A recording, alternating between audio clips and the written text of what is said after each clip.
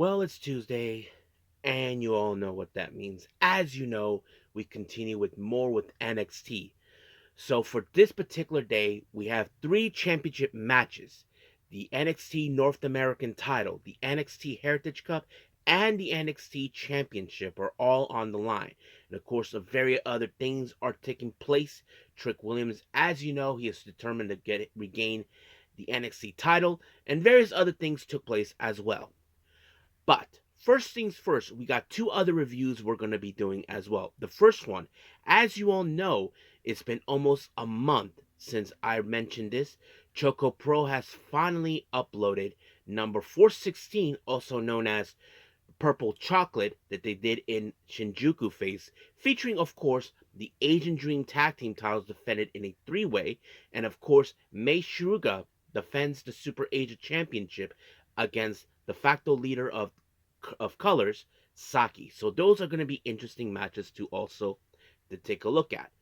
But also we have Baka Gaijin and Friends, featuring of course very interesting matches. Amongst them we have a 5 series match which 5 different things took place within. We have of course Takayuki Ueki. He takes on a mystery opponent, and this opponent, well, I can tell you before I reveal who he is, he accidentally killed him. Well, not literally, in case you guys ask. And then, of course, we have an Antonio Honda 20th anniversary match. It doesn't feature him, but someone portrays him. And, of course, the main event, Baka Gaijin Friends have decided to have a championship title match. This time from their promotion. So this is going to be interesting. We have, of course, the founder himself, Chris Brooks, facing off against Ram Kaicho. So that's going to be a lot of fun to take a look at. And then we cap up our episode with some news updates to give you guys updates on what's been happening in the world of pro wrestling, such as what events the promotions are thrown out, who's booked, what matches are set, including developments that are happening in the world of pro wrestling as we speak. So, let's get ready for another episode of the Deleted Wrestle Zone.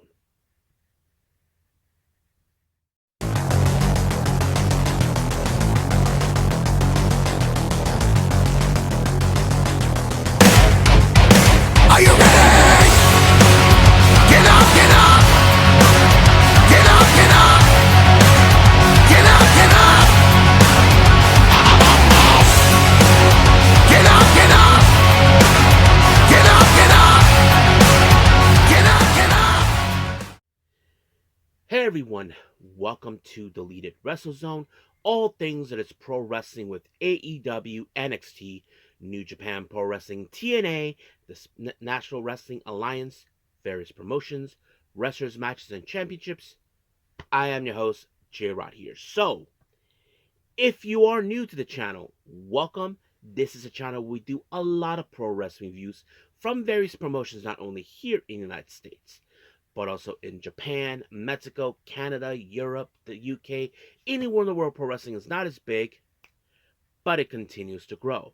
We also do discussion videos, talk about various topics such as the wrestlers themselves, the promotions, factions, storylines, whatever we want to talk about. We also, of course, do more news updates. If certain information was unable to be on this episode, we can either put it on the next one or on a separate video by itself. We also, of course, do real-timing news updates to keep you guys on alert if something has happened in the world of pro wrestling that needs to be addressed ASAP. We also, of course, got the Unagi Sayaka Watch and various other cool wrestling content as well. So if you like what you see, please subscribe to us or click on that subscribe button. You'll be getting a lot of daily reviews and other cool wrestling content as well. But if you like this episode, please give us a like on the like button or a nice comment in the description down below. Now, all introductions have been set aside. I believe it's time for Beam Me Up, Scotty. So let's begin with our first review, and this is from ChocoPro.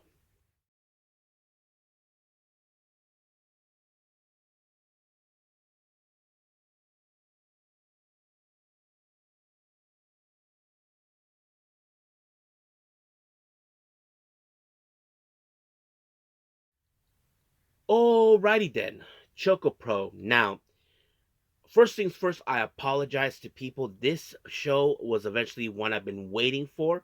It's been almost less than a month. ChocoPro did a number 416 back on December 30th, which was the last show of 2024.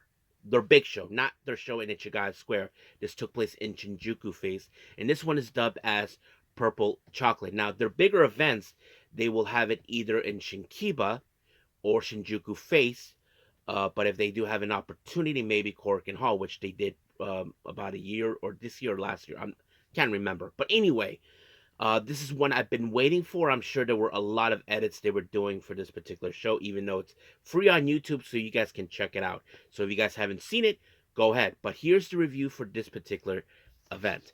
Now, as always, many of you seen when it comes to the bigger shows, Mei Shiruga does a little performance along with Miya and Chi.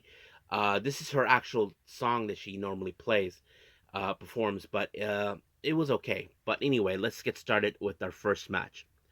Our first match, we have a trios match. Team number 1, we have Nonaka Seto, Irikane, and Hiroyi Yawada, the rookies. They take on Nao Himori, who's also a rookie, but she's a little cute. She teams up with Mochi Natsumi, who she dealt with, but now they're teaming, and Hagane Shino. Now, many of you may think, okay, you look at the factors. You look at Nonaka Seto, she's above Iri. Iri is above Hiroyi, and Hiroyi is above Kaho. So basically, you would think in those factors, Kaho will be the one to take the fall. Well, not exactly, because you got two of the most experienced wrestlers in the ring. Mochi Natsumi, who, as many of you may or may not know this, she was trained under Emi Sakura during her time in Ice Ribbon. But Hagane Shino, he is a well-decorated wrestler. You wouldn't expect so much of him. But, however, he picked up a fantastic win when he applied a standing moonsault on Hiroyi, and just like that, 1, 2, 3, it's done. Now, our next match, we have Balin Aki versus Shin Suzuki. Now, I was a bit surprised about this match. Many of you may know this or not. Shin Suzuki and Balin Aki have a bit of a rivalry. This dates back when Balin Aki was the Super Asia champion, and Shin Suzuki has always felt that he should have won that match. But however, he never got the chance to defeat Balin Aki. He has never defeated him in any matches throughout the years they've known each other. But you would think that it would change. No, once again, Balin Aki had the better of him when he applied a driver onto him, and just like that, 1, 2, 3, it was over. Our next match, we have an interesting tag team match. We have, coming all the way from Tokyo Pro Wrestling, Mizuki. Yes, she shows up, and many of you may or may not know this. She also was trained under Emi Sakura, and she teams up with Miya Yotsuba once again. They take on Kaori Yonayama, and of course the queen herself, Emi Sakura. Now, of course, you would think in some capacity there's going to be some interesting dynamics. Now, we know that Emi Sakura, she's a bit of an aggressive wrestler, that she would do whatever it takes to win. I mean, not cutting corners, but use any means necessary to do so. But she has to face against a student of hers, which is Mizuki, and a non-student of hers who was trained by Mei Shiruga. But it's very interesting how that dynamic. But however, it was Emi Sakura who picked up the win with the Mahestral onto Miya, and just like that, 1, 2, 3, it was over. Our next match, we have a bit of a, Baka Gaijin group. We have Sayaka, who has been more frequent with Baka Gaijin over the recent year. She teams up with Masahiro Takanashi and Chris Brooks, taking on Shonshiru Makoto, who had a different persona. I don't remember the name, and coming all the way from DDT Maho. So it was a pretty good match to enjoy. However, I've often say that, of course, Masahiro Takanashi has always been a clever person, but you cannot deny in certain elements, such as Mao and Chris Brooks, who have often clashed with each other many times over. But however, that wasn't the case, because it was Cheeto, who walked away with the win when he applied a foot stomp on with some object on top of Masa, and just like that, 1, 2, 3, it was over. Now, our next match, this is the semi-main event. This one is for the Asia Dream Tag Team titles in a three-way match.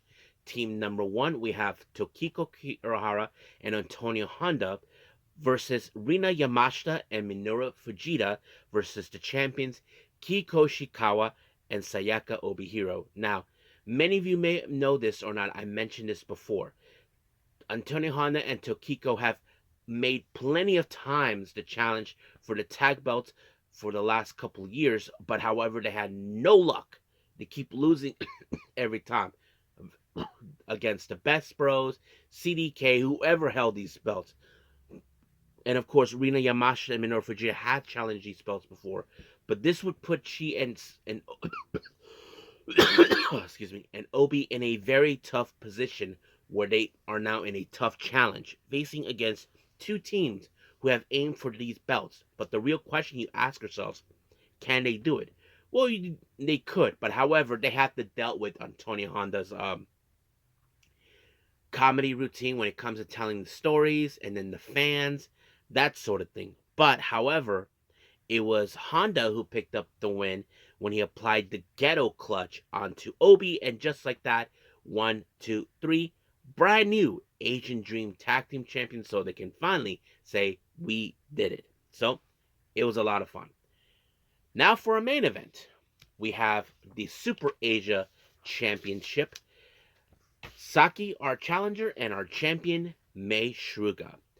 Now, of course, it's no secret that these two were trained by the same person, Emi Sakura, but Mei Shruga was determined to challenge, of course, Saki due to the fact that how strong she is. Mei Shruga knows that Saki has way more experience than her. That is no secret, but how will that factor in herself? Now, we all know Mei Shruga, she can be a bit of aggressive. That's why I call it the bit of a sly devil, because she likes to find ways to justify her actions by being a bit more clever. But however, that had to put a lot of strength into her. But luckily, Mei Shruga was able to walk away with the win when she applied her move. I don't know what she calls it, but 1, 2, 3. It's over. She retained the belt. So basically, that's what took place recently in ChocoPro for number 416, Purple Chocolate. So if anybody hasn't seen this yet, go on the ChocoPro YouTube channel. You can see it for free and see for yourselves. So I think this is it for now with ChocoPro. Let's move on with Baka Gaijin and Friends.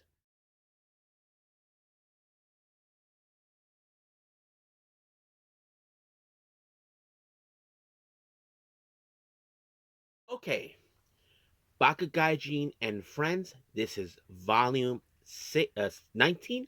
This is the latest show that it was produced by Chris Brooks. Now, as always, we have Shin Suzuki opening up the show, giving the fans the greetings, the info, whatever, blah blah blah blah.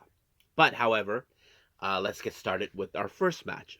Our first match, we have, of course, tag team action.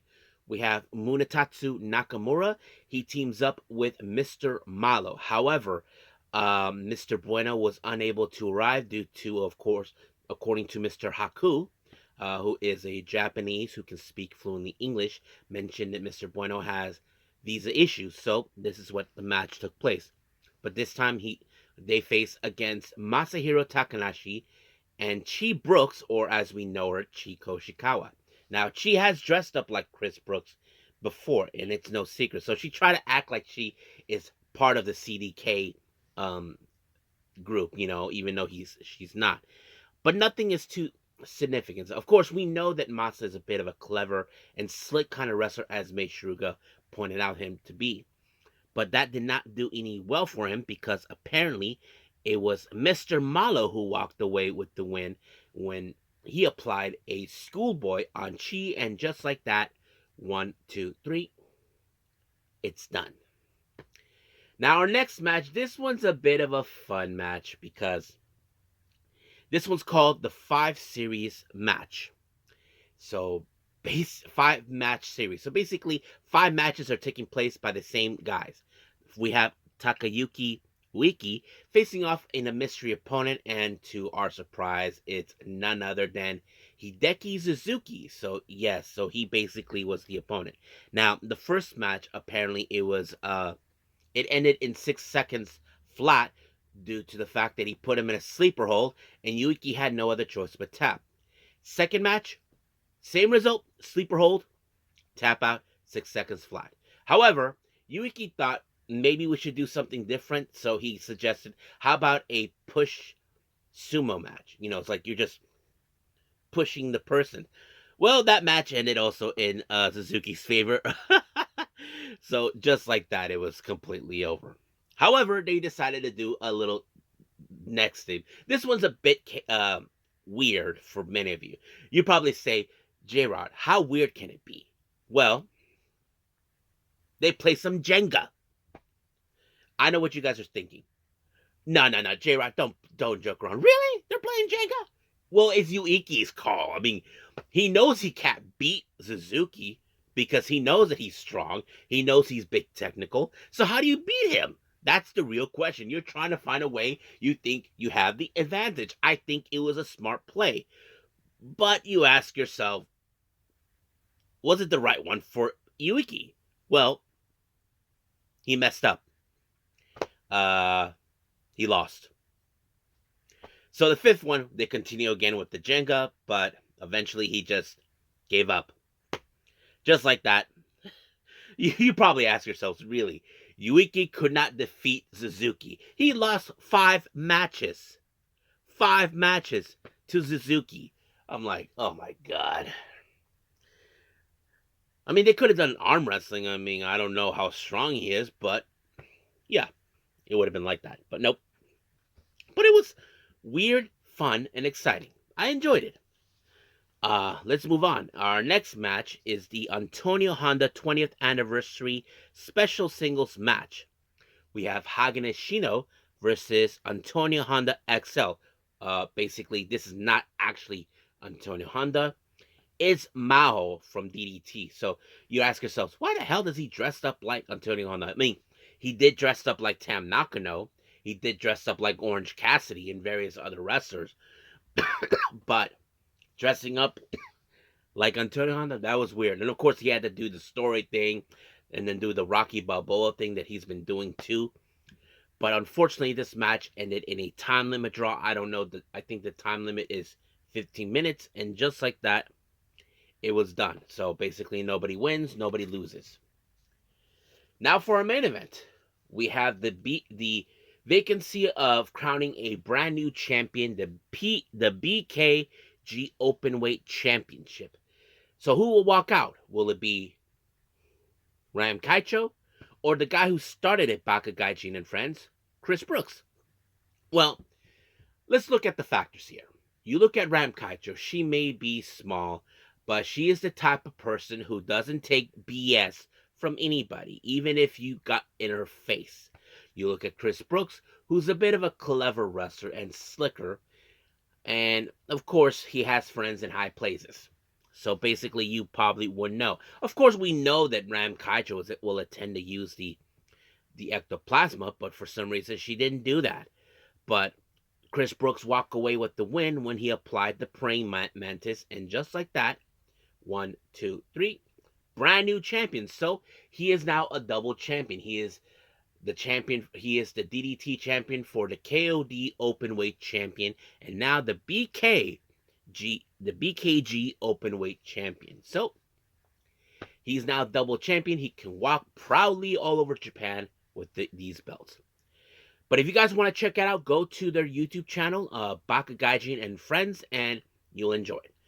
But right now, let's move on with our last and final review, and this one is from NXT.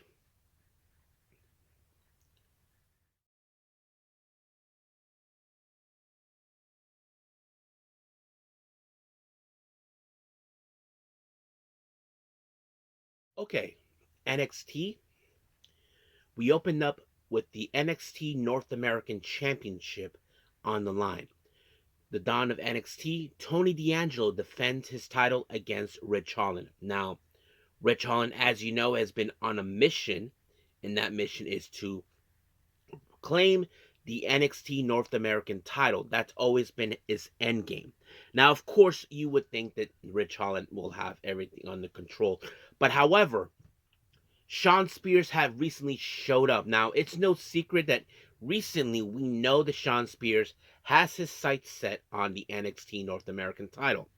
But of course, Spears goons would definitely show up and deal with it. But the D'Angelo family had the Don's back to ensure everything goes smoothly. But unaware while the chaos was happening outside, Ridge Holland Ridge Holland lost the title, all thanks to Easy Dame and possibly getting in the head of Shawn Spears. So I don't know what the Don thinks having what Izzy Dame did. I'm sure he respects her, but I'm sure Shawn Spears is not going to be too keen on what's happening. So we'll see what happens next week. Now, as you know, Wesley has been acting more like a selfish prick. Going out of his way, claiming he's a much bigger star, but he doesn't think Dion Lennox has what it takes to step up his way because he's a former North American champion. And then he decided to talk trash about Trick Williams, but Trick Williams did, pardon my language, he gave him a bitch slap. Yep, you can say he deserved it for running his mouth, but we'll see what happens. Now, we did see Bayley, who we all know has been part of the NXT family years ago. As a former NXT Women's Champion, she's there to see how the NXT Women's division has evolved and that how in capable hands will it be. But however, she had a surprise visit from Julia. And of course, Julia said, unlike Roxanne, who doesn't admire you, I admired you. And of course, Bayley felt so touched by her and realizing that Julia is in the right place, knowing that she's going to build great moments. But however, Roxanne Perez and Cora Jade, as you know, they're not too convinced believing that the NXT women's division is in the capable hands. But as we later know, it ended up in the brawl. But during the picture-in-picture, you see the brawl go from the ring to the backstage. So that's what really happened from there. Now, we did see Kalani Jordan get in the face of Jada Parker, as always, and then later Carmen Petrovic got in the face of Jada Parker, which later led into a match. Now, our next match, we have Dion Lennox taking on Wesley. Dion Lennox, I have to say, he's a strong wrestler. We have seen him grown up a bit. But however, Wesley, who is trying to prove his point, saying that he is the far more better star, well, he beat him by applying the cardiac kick and told him that he is not ready to be in the same spotlight as him until Trick Williams showed up and, of course, deal with him and tossing him in front, of course, DuPont and Igwe, telling him he will deal with him in Atlanta next week. So that is practically on. Now, there was an interview made by Sarah Talk with Stephanie Vakir. Now, two things are on her mind, and that is, of course, Shotzi, who is the number one contender for the women's North American title. But, however, her sights are also on Fallon Henley, who may run, but she cannot hide. So, we'll see how that rolls up from there. Now, our next match, we have the NXT Heritage Cup. Charlie Dempsey gets another opportunity of the Heritage Cup to reclaim it from Lexis King. However, many of you may question how will this purpose. Now, we know in the past, William Regal has been trying to, I don't know if you call it disown his own son, who he claims he'll do better than him. But the first round goes with Lexis King with a pinfall. Well, not the first round, more like the second round. But the third round was the very interesting, crucial part. King applied a low blow to the groin to Dempsey, and the ref did not see that. And then later, of course, jumping into a pinfall to retain the NXT Heritage Cup. We don't know he's back to his old selfish ways. That's something we don't know, but we will see. Now, we did a surprise video promo from none other than the current WWE Women's Tag Champions, Naomi and Bianca Belair. As you know, they are now have their sights set on the people who claim that they will challenge for these belts. We're talking about Lash Legend and Jakara Jackson. It seems that they will get their title opportunity next week as well. Now, our next match, we have Carmen Petrovic dealing with Jada Parker. Now, of course, Jada Parker is trying to make her statement saying that this is her time now. But however, she has now been dealing with Kelani Jordan, and this time Kelani Jordan tried to put the stops on her. But luckily, while she was distracted, Petrovic took the opportunity and pinned Parker, and just like that, 1, 2, 3, it was over. Now, Hank and Tank decided to have a little chit-chat with Andre Chase of what happened a couple of weeks ago, where he abandoned them in the middle of the ring. But Chase has been going off in a depressed mode, decided to say that both Tank and Hank are better off splitting up, saying that that's always been the case. Then he walks away, and there was clips of Chase U and Cale Dixon being he was like saying he was a badass during that time. But later he's saying that Chase U is dead. But of course he said it doesn't have to be. So basically that's what happened. Now, of course, in the backstage area, we did see Jakara Jackson and, of course, Lash Legend talk about what they just witnessed. Naomi and Bianca Belair actually are giving the title shots. And, of course, so Ruka and Sarah got in their faces as well. So, you know how things will roll up from there. Now, our next match, we have Sean Spears' cronies, Brooke Jensen and Nico Vance, taking on the D'Angelo family, the Underboss Stacks, and the Castellari, Luca Crucifino. Now, you can tell in this match where Jensen and Nico are the more aggressive type that make a statement, and that's exactly what happened, because it was Nico Vance to put Stacks under his tracks, and 1, 2, 3, just like that, it was over. Now, Sarah conducts an interview, but this time with our current NXT Tag Champions, Nathan Frazier and Axiom, but later they were approached by Yoshihiko Inamura and Josh Briggs, who, as you know, have an aim for the tag belts. But it appears that the ones who lost to Frazier recently are not taking this lightly, that a new makeshift team are claiming dibs on these tag belts. Well, that's what happened. It did later into a brawl, which, of course, Inamura likes his kind of crazy. So we will see what happened. Now, in the back, we did see Ava, our general manager, Ava, having a little talk with Javon Evans. As you know, he is still not medically cleared after what he had to endure from Ethan Page. However, Cedric Alexander will deal with him once again after he healed up from his little hand injury. And as soon as they left, a blast from the past just reappeared. Austin Theory, and of course, the one person that many cannot stand is, of course, Grayson Waller. So apparently, Waller wants to do the Waller or the Grayson effect to do an interview with Oba Femi. Well, let's see how that rolls up from there. Now, our main event is the NXT Championship. Oba Femi defends his belt in a singles match against Eddie Thorpe. Now, as you all know, Eddie Thorpe has been looking for ways to claim the NXT title, find loopholes in all these ways, try to cut corners to ensure it's just him and Oba Femi, which he got.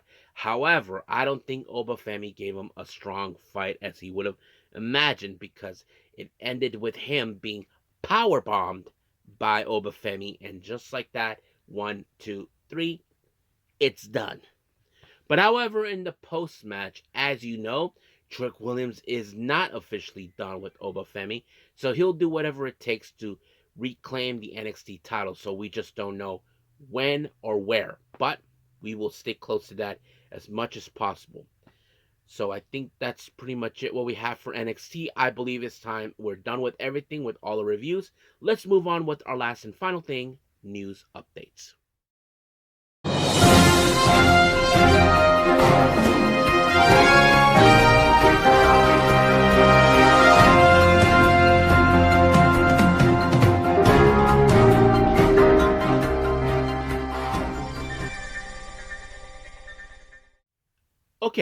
So, welcome to our news updates. So, let's begin with upcoming events with the promotions. Now, majority of it we have GCW as always. Now, it's been a while since I did this part of the entire episode of these reviews. Let's talk about it. As you know, on the 28th of January, they will be in London. It was announced that there was going to be Masha Slamovich versus Mega Bane. Now, I don't know for sure if the JCW title will be on the line, but they said it was, but it wasn't officially said it on the X count. So we'll see. And then later on the 31st of January, they'll be making their way to Indianapolis for Up All Night. We have Janelasis, consisting of Joey Janela and Mega Bane. They will team up the deal with the Koger brothers. Yeah, that's right. The Silver-Toothed Satan, Atticus Koger, and his brother Otis. So we will see that match. And then, of course, on the 28th of February, they will be here in San Diego of course, on the 28th for I Feel So. They just mentioned Aries versus Drew Parker. That's going to be one hell of a match. And then on March 1st in LA, the coldest winter, the GCW World Tag Team titles will be on the line. Violence is Forever, Dominic Garrini and Kevin Koo will defend them against the Garbage Daddies, consisting of Alec Price and Cole Roderick. Now, on the 15th and 16th of March, GCW will be making their way back to Atlantic City for the Showboat for two new shows. The first one on the 15th of March will be Ashes to Ashes, and then on the 16th of March, So Much Fun. So it hasn't been announced who will be participating. We're almost a while away to find out who's going to be, but we'll stay close to that. Now, on the 28th of on the 25th, we do have, of course, House of Glory, the final warning. The six-way championship will be on the line. Darren Richardson, known as the Infamous, will defend his championship against Mighty Mante. Now, many of you may not have heard of this promotion, but this one's called VIP Wrestling. They're based out of Dallas.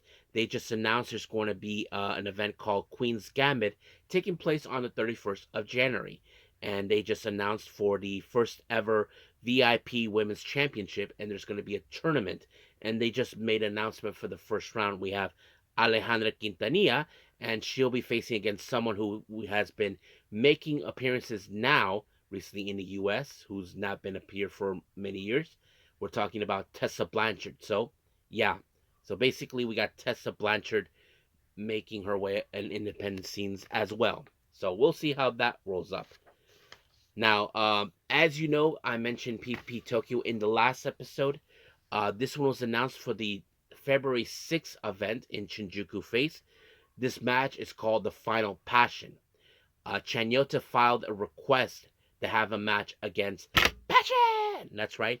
Nana Takahashi, she wanted to do this before she retires, and guess what? It's going to happen. So it's going to be a lot of fun to enjoy. Now, DEFY Wrestling has announced for their 100th event that will take place on the 7th of February. The DEFY Women's World title will be defended. Marina Shafir defends her championship against Samaya. Now, another name has been announced for the upcoming Jersey Cup that will happen between the 15th and 16th of February. The Amazing Red will be making his way there, so that's going to be fun. And then, of course, finally, then we have, of course, ICW No Holds Barred for Volume 69. That will happen on the 1st of March. They announced Danny DeMonto will take on Alec Price. Now, this one right here was announced by Ho Ho Loon. It's still no clear when it's going to happen, but I do suspect, hopefully, it could happen during WrestleMania week. They just announced Dragon Gate makes the return to the USA. So I'm so excited for that. Many of you may or may not know this. Dragon Gate used to have a USA promotion here called Dragon Gate USA. And Johnny Gargano was in it as well. So was Ricochet and a few others. But yeah, so you should check it out. I'm excited. Hopefully more information will be around. There is no date particularly for Dragon Gate's return to the US. Now, For our developments, many of you know as recently Jordynne Grace lost recently to Tessa Blanchard. It's now been told that she has been removed from the TNA roster because there's going to be a smooth transition from her from TNA to WWE. As you know, they signed a multi-year partnership, so it's been reported that she'll be making her presence known at the Performance Center. So that's going to be interesting to hear. Now, Fightful Selects reports that WWE will be scheduling a European tryout in March of 2025 in London. So many wrestlers from Europe will probably be making their way there. So that's going to be interesting. AEW star Brody King apparently has filed a trademark for a name called um, Cerberus. Many of you may know that name. It's a Greek mythology of a three-headed dog. So I like it. So we'll see how that rolls up too.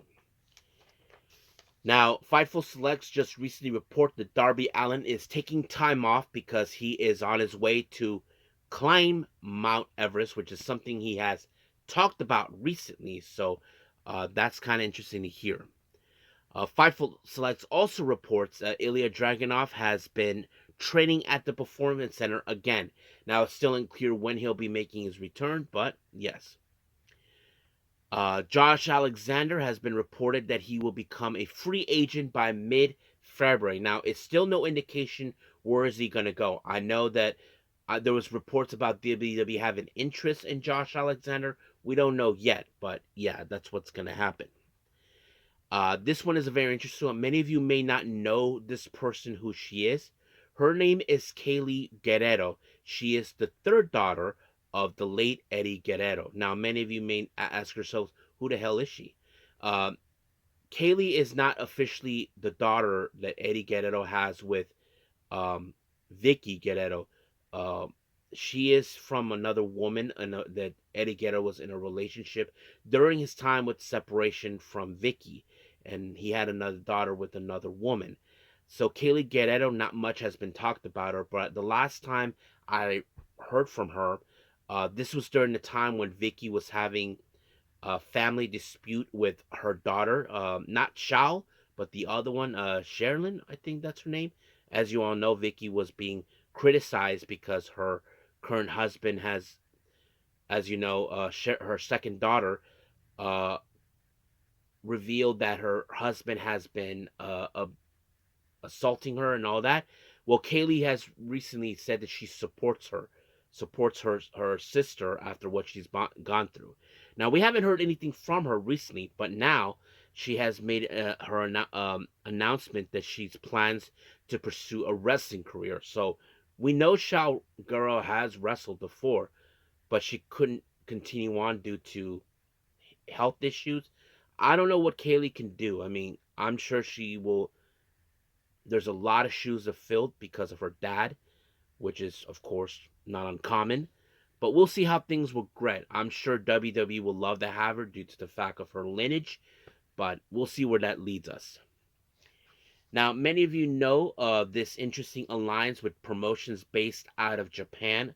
This one's called the United Japan Pro Wrestling. You have promotions like New Japan, All Japan, Noah, Stardom, Tokyo Pro Wrestling, and various others. And they just recently had a press conference talking about what their plans to do in the future. In some parts, here are some of the goals. Let me pull that up for all of you. Okay, here are the goals that, because it turns out that Tagagi is taking helm on this one. He called himself the chair. Okay, so here's what it includes in this organization: New Japan, All Japan, Noah, Stardom, Dragon Gate, DDT, and several other major promotions.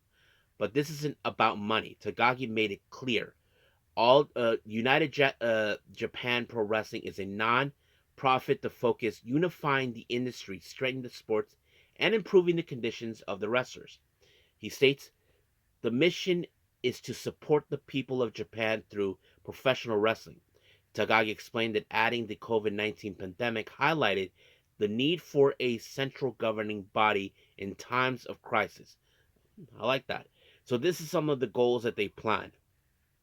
Bringing more fans into the wrestling and elevating its status in society. Expanding charity efforts, including support for Noto earthquake survivors. Growing international interest in Japan wrestling to boost tourism. Doubling the size of Japan's wrestling industry in the next 10 years. So that's practically what's happening. So, but however, they will not be running their own events, which is interesting to hear. So we'll stay close to that. Um, Recently, as you all know, PCO did something very interesting in a GCW event. He destroyed the Digital Media Championship. Now, Fightful Select reports about what TNA had to say. TNA as a company were livid over the situation with PCO at GCW Hammerstein showroom this past weekend.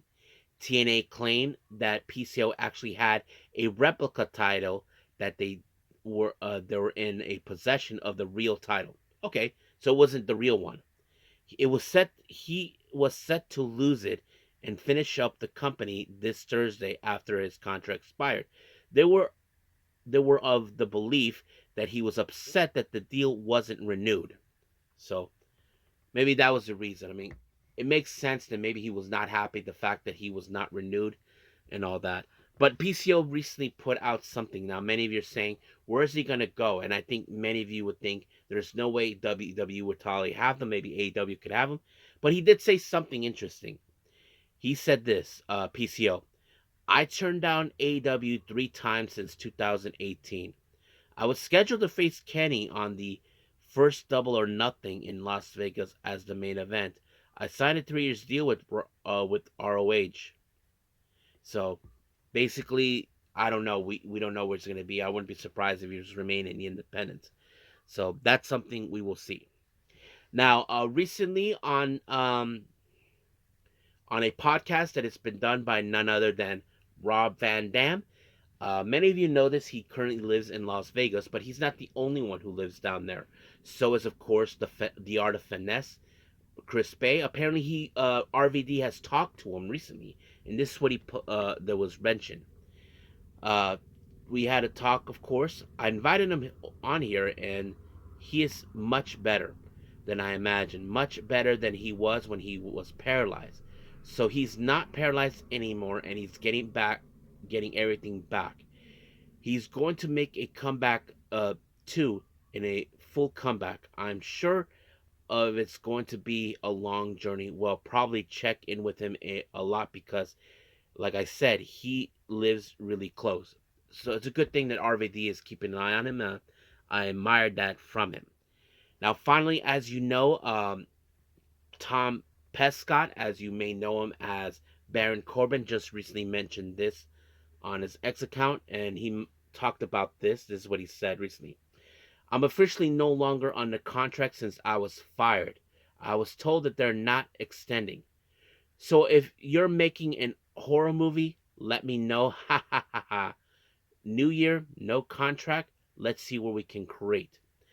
Um, so basically, yeah. So we'll see how where he's going to go. We know he was in GCW recently, so he's no longer on a 90-day no compete clause.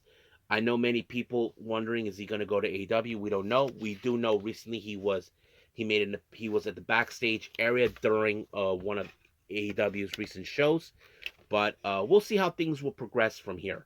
For right now, I think we are officially done with everything. So let's just call it a day. Well, I hope everybody enjoys this episode. Coming up, as you know, we have AEW Dynamite. A lot of things could happen in this particular show, but we will see. I haven't decided yet what I will be, of course, be reviewing, if anything. I know I'm behind on Tokyo Show Pro Wrestling with Noah, All Japan, and several other events. I may try to do those during my time on my trip to Guaymas. I'll explain more about that. I'll leave a separate video for all of you for that, and then we'll see how that goes. But for now, this is pretty much it. Until then, I will see you guys in the next DWZ time, same DWZ channel. I must bid all of you adieu. So, goodbye. Mwah. and have a nice day.